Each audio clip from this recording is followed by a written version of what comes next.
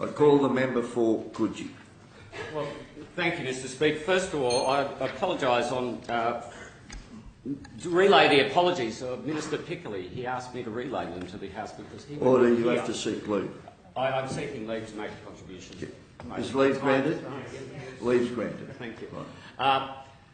Minister Piccoli has asked me to apologise on his behalf because he's on a plane to Adelaide to discuss Gonski funding with other education ministers as we speak. Otherwise, he would be here addressing this and addressing some of the misconceptions that have been put about by the Safe Schools program. I, as an openly gay man, but in this House, do have some experience of going to a public school back in the 1970s and the early 1980s and living in absolute fear for my life and for my reputation and for my acceptance within my family if it was ever found out that I was gay. Students, schools have the option now to be able to access this program and learn how to best address those situations that I found myself in all those years ago.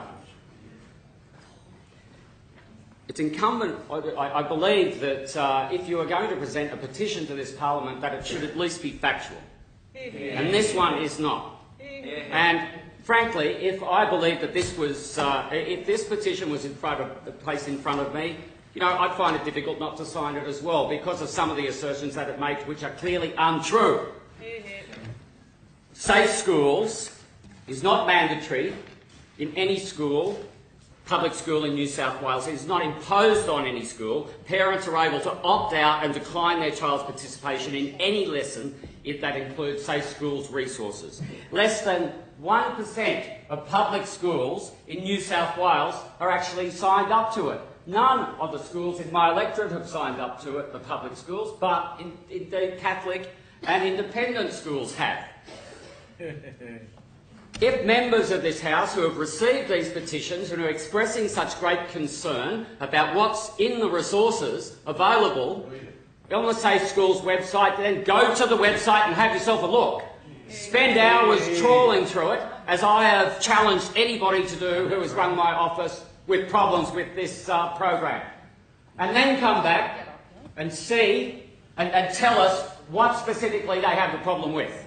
Because what is on the Safe Schools website and what is authorised be accessed by public schools in New South Wales is entirely appropriate. It's been reviewed by the federal government, it's been reviewed by the Department of Education in New South Wales, and that's why I support Safe Schools.